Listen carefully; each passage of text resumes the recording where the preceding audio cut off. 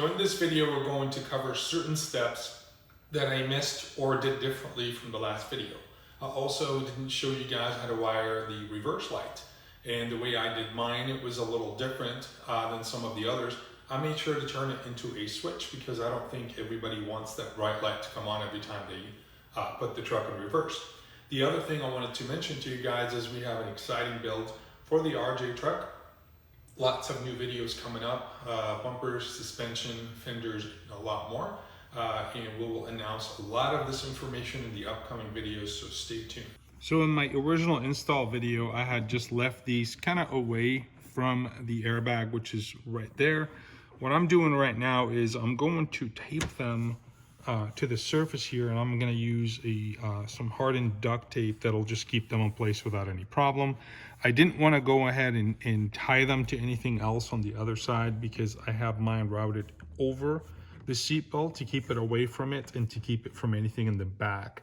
So I'm about to tape these and just show you guys very quickly and how easy and simple it is to just push them out of the way and leave them there.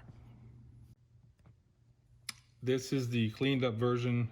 It's just a fancy duct tape. You can use any. I like it. It's not going anywhere. It won't move and it won't have any issues back here.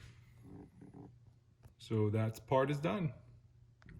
So on to the next phase of the supplement video install. So a lot of people ask me, so what about the reverse harness and what did you do with this one light that has the red cap on it? The one wire that has the red cap on it.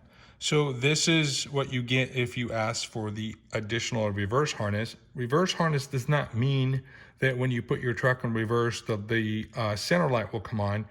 It will be an aid when you're in reverse that you can use the switch, auxiliary switch, to turn it on to help you. So what I'm going to do is I'm going to do the same. We're going to wire this the same way we wired the two spots, the two ember spots. I'm going to choose any of these wires here as long as you match the same ones. I'm choosing the brown and white. I'm going to match it on the other side is also brown and white in the auxiliary switch side. So in this piece right here, you take this out, use the cramper. Don't worry about taking the shielding off the wire. Just put it through the cramper right there and then push it real tight and then take that, connect it. Make sure whatever wire that you select on this side is the same wire that you select on the other side. So this is an orange and green or brown and green. So I'm going to go to the other side and pick that same wire as well. So just like we did when wiring the amber spots on switch 3, I went ahead and picked the 5 amp and that's switch 6, and I used the same color wire that's coming out of the truck, which is green and brown, and I connected it to also a green and brown, which you don't have to, but this green and brown is 6 on the 18, depending on your truck, again, and how screwed up your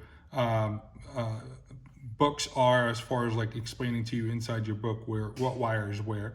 But then I just put them back together. I'm about to tape everything back out of the way, and everything tested out fine. I'll show you guys in just a minute. Okay, so a quick recap. The white wire that had the red tab on top, I found it myself more comfortable and easier to just remove it, cut the tab out and just do a hard wire. And then I used a mini connector between the two. I taped everything up, cleaned everything up, moved everything up there, taped the other set of wires, put them out of the way, and this is all ready to go. We're about to test this, show you how all it works, and wrap this up. Okay, so all lights are hooked up, including the center light now with its own reverse switch. Some people have also asked me about the 3 little LED lights, the red ones. When you turn the light on your truck, they're gonna come on. So let's go ahead and do the center by itself. Okay, let's turn that off and let's do the 2 ambers. Okay, let's do them all together. So now you can have them all at the same time or individually as needed. And there goes the installation.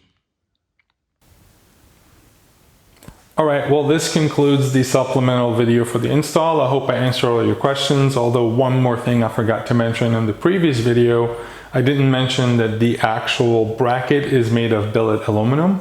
I wanted to make that correction. I'm sure some of you guys may still have some questions about the install overall or certain options. It's okay, reach out to me. I will be more than happy to talk to you. In fact, today while I was doing this install, I got 3 calls on questions, so it was great. I was able to show people a few steps.